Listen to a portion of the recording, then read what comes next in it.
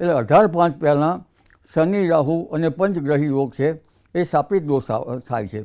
એ શાપિત દોષ થવાના કારણે આસુરી જે છે આસુરી શક્તિનો ઉદય થશે. જમ્મુ કાશ્મીરમાં આતંકવાદી પ્રવૃત્તિઓ વધે, બર્ફીલા પ્રદેશમાં છે, લદ્દાખમાં નેપાળની ઉપરનો ભાગ સાચવવો પડે, સીમાન ચીનનો ભાગ સાચવવો પડે. ચીન છે એ હાઇલેન્ડ પ્રવૃત્તિ કરશે, ભૂગર્ભ પ્રવૃત્તિઓ પણ ઘણી ચાલી શકે.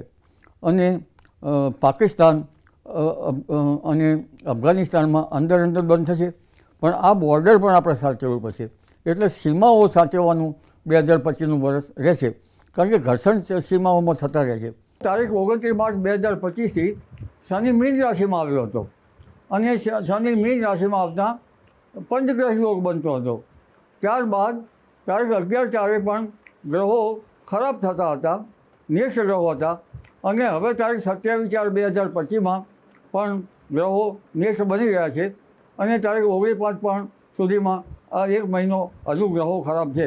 એટલે આ વખતે આસુરી સંપત્તિનો ઉદય થાય છે. આ ઉપરાંત આ ગ્રહોના કારણે લગભગ દેશ અને દુનિયાને સાચવવું પડશે. આર્થિક ક્ષેત્રે, સામાજિક ક્ષેત્રે અને લગભગ યુદ્ધ ક્ષેત્રે પણ સાચવવું રહ્યું. આ અન્ય બાબતો જોવા જઈએ તો કુર્મચક્રની અસર ઉત્તર ભારત તરફ થતી હતી. એટલે ઉત્તર ભારતના ભાગો, જમ્મુ કાશ્મીરના ભાગો પર તેના અસરો થાય, પાકિસ્તાનના ભાગો અને લગભગ ત્યાંથી ઈશાનના ભાગોમાં ત્યાર પછી શનિ આવશે. અને છેક ચીનના સીમાંત ભાગો, આસામના ભાગો, મણિપુરના ભાગો, નાગાલેન્ડના ભાગો અને બાંગ્લાદેશના ભાગો સુધી અસર થવાની શક્યતા રહે છે. કારણ કે કુર્મચક્રનો વેદ પણ થતો હોય છે. એટલે ઉત્તરમાં જે શનિના નક્ષત્રો છે એ કુર્મચક્રનો વેદ છેક બંગાળના ઉપસાગરમાં, બાંગ્લાદેશમાં, છેક નીચેના ભાગમાં અને છેક લંકાના ભાગ સુધીમાં, એટલે દક્ષિણ ભારત સુધીમાં તેની અસરો થતી જોવા મળે છે. મીન રાશિની અસર પાણી ઉપર થાય છે. એટલે લગભગ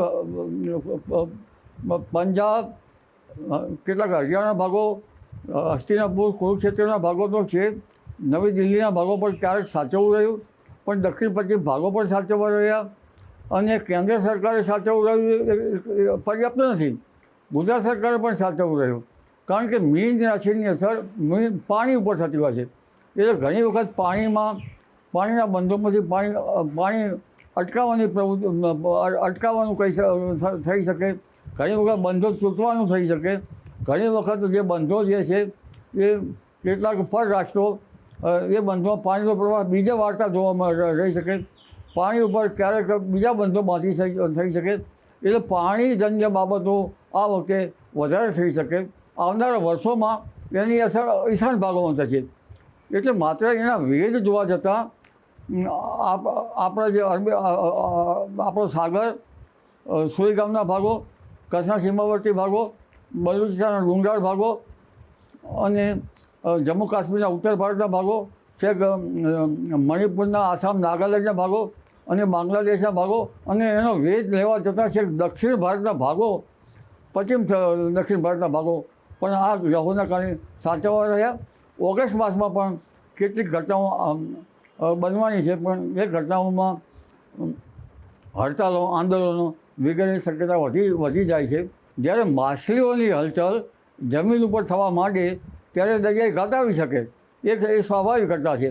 પણ પાણીજન્ય બાબતો આપણે જોવા જઈએ તો એ ઘટનાઓ જે છે એમાં બંધો આવે, બંધનું તૂટવું આવે, બંધમાંથી પાણી બીજે વાળી લેવાનું આવે અને પાણીજન્ય જે લગભગ સામુદ્રિક યુદ્ધો આવે, સબમરીનો પણ એના પર અસર રાખવી જોઈએ. એટલે કેટલાક જે 27મી તારીખની મકરલગ્ન પૂર્ણિમાથી પાકિસ્તાન જેવા ભાગોમાં વિદેશી તાકાતો પણ ભળે, એનું પણ ધ્યાન રાખવું પડે. એટલે મારો કહેવાનો અર્થ એમ છે કે દરિયાઈ સીમાઓ પણ ખાસ સાચવવી રહી. સ્પષ્ટ વાત છે કે દરિયાઈ માર્ગે પણ આતંકી આવી શકે.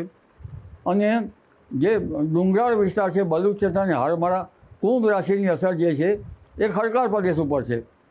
એટલે આખો ખડકાળ પ્રદેશ જે છે આપણો પશ્ચિમ ક્ષેત્ર ત્યાં પણ સાચવવું પડે. પણ પાણીજન્ય બાબતો મીન રાશિના સરના કારણે વધારે સાચવવી પડે એવું વિહંગાઓ લોકલ કરી શકાય. પ્રથમ તો અત્યારે હાલ તો આપણે જમ્મુ કાશ્મીરના જે ભાગો જે છે જે કુર્મ ચક્ર પ્રમાણે જે ઉત્તરના ભાગો સાચવવા રહેશે. જોકે ભારતની કુંડળી જન્મલગ્ન વૃષભ છે અને ભારતની રાશિ મકર છે. એટલે ભારતને કુંડળી તો મજબૂત છે પણ યોગો મજબૂત જે દેશ દુનિયાના વ્યથાકારક યોગો છે તેની અસર પણ થાય. એટલે ખાસ કરીને આપણે પાકિસ્તાન બાબતથી અત્યારે હાલ તો વધારે સાચવવું પડશે. બાંગ્લાદેશની સરહદો તો પણ સાચવવું પડશે અને માન્ય ન માનીએ પણ ચીનની સરહદો અને પૂર્વ ભારતની જે સીમાંત ચીનની સરહદો છે તેમાં પણ કંઈક હાઇડ્રન પ્રવૃત્તિ થાય છે કે નહીં તેની પણ જાણકારી મેળવવી પડશે. એટલે ખાસ કરીને જ્યારે શાપિત દોષ થતો હોય ત્યારે હાઇડ્રન્ટ ગર્ભિત જે ભેદની બાબતો બનતી હોય છે તેનો ભેદ પણ જાણવો રહ્યો